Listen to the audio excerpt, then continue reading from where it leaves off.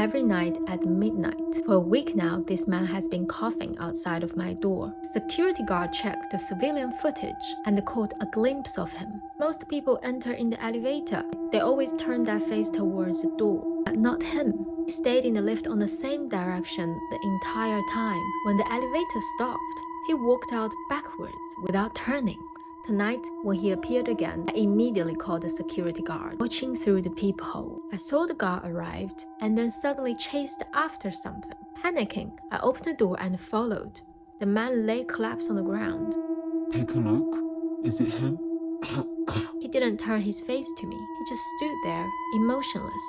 Suddenly, his arms twisted in a loud crack, bending unnaturally behind his back, and he started rushing towards me, backward.